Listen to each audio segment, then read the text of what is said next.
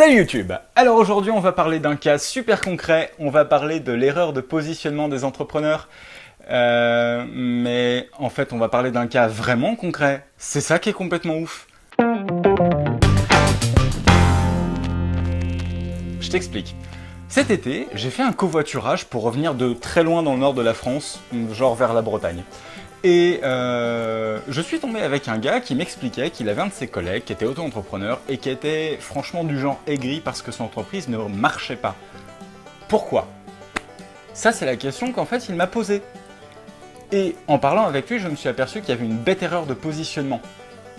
Cet homme essayait de vendre une méthode qui s'appelle la méthode 5S, qui est une méthode d'organisation inventée par des Japonais, et plus précisément pour répondre à des normes dans la chaîne de production de la société Toyota.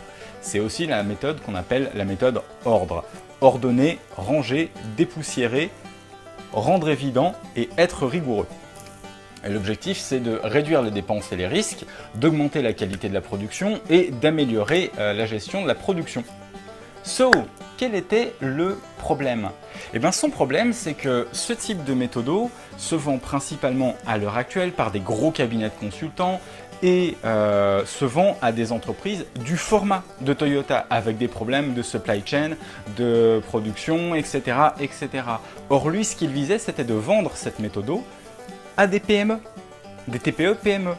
Le gros souci, c'est qu'il souhaitait vendre cette méthode à des TPE-PME en ne faisant pas forcément la mise en évidence des avantages qu'allait en retirer l'entreprise, des gains qu'elle allait en retirer au niveau temps et au niveau économie financière, mais aussi en essayant de la vendre au prix qu'il l'aurait vendue à des gros groupes. Et c'est là où le bât blesse. C'est-à-dire qu'il n'arrivait pas à vendre, mais pas parce que son produit n'était pas bon, son produit est intéressant en lui-même. Je vous mettrai les liens pour aller regarder dans la description de la vidéo ce que c'est que la méthode 5S. C'est plutôt assez bluffant, c'est plutôt très intéressant sur la réflexion, et effectivement, pour avoir travaillé dans des usines en atelier de maintenance, je peux vous dire que c'est vraiment pertinent. Mais pour ça, il faut être dans une entreprise d'une certaine taille, et si on n'est pas dans une entreprise d'une certaine taille, alors il faut vraiment voir les impacts réels sur la production de l'entreprise. Tout ça pour dire quoi? Que cet homme-là, s'il s'est trompé, c'était vraiment, à mon sens, pas de produit. S'il s'est trompé, c'était plutôt parce qu'en fait, il n'a pas parlé à la bonne cible, ou alors s'il voulait vraiment parler qu'à cette cible-là, il n'aura pas parlé de la bonne manière. Et on en vient à un point essentiel dans ta stratégie. Oh! On en vient au point de définir le persona. Le persona, c'est quoi?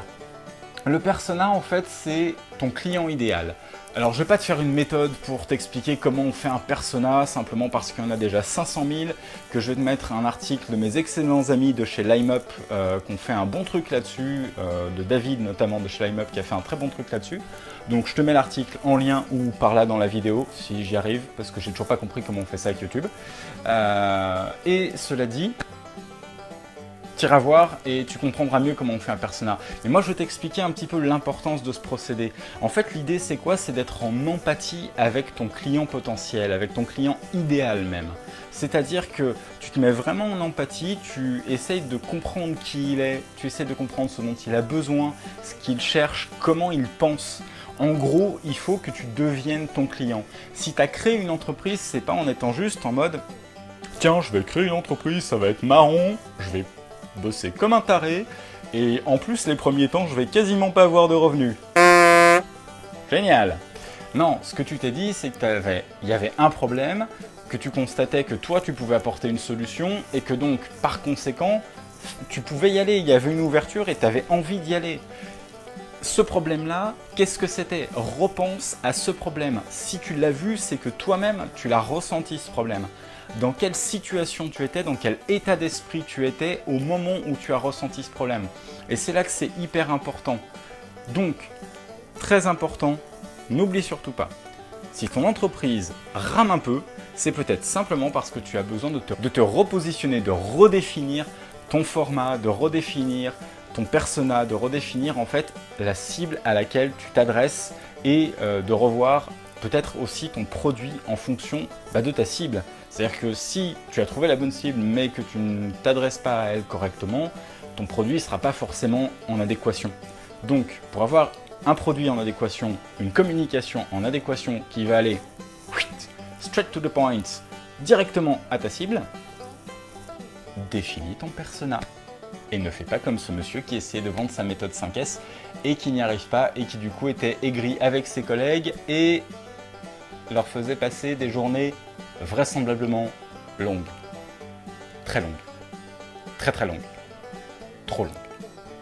Un peu comme cette partie sur la longueur justement. Voilà. Sur ce, je m'étais engagé à faire une vidéo par semaine et gros fail la semaine dernière, je t'ai oublié YouTube. Oui, je t'ai oublié, je confesse, aveu de faiblesse.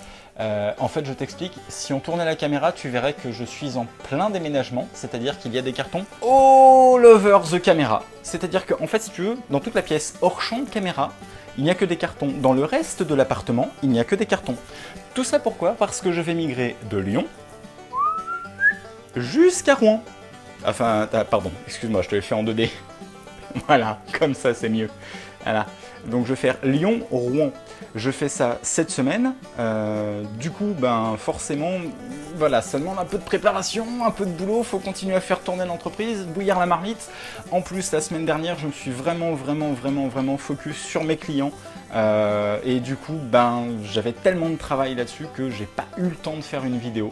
Donc je suis vraiment désolé. Dans tous les cas, je vais essayer d'en refaire une avant de tout mettre en carton, c'est-à-dire avant demain midi. Je ne suis pas sûr que ce soit jouable, mais je vais essayer. Et au pire des cas, tu sais quoi, il y a 52 semaines dans une année. À la fin de l'année, tu pourras constater qu'il y a au moins 52 vidéos sur ma chaîne YouTube.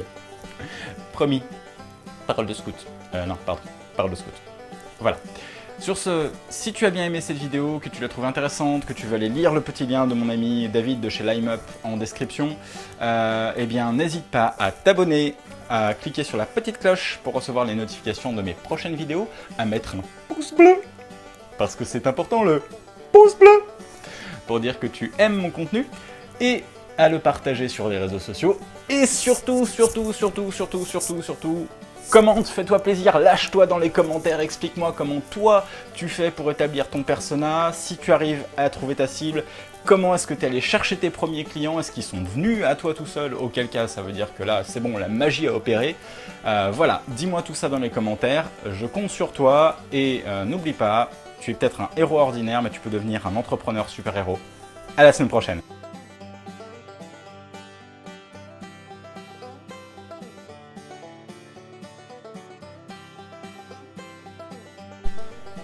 Allez, 1, 2, 3, test, 1, 2, 3, test. Clap de raccord montage, c'est parti. Mon kiki.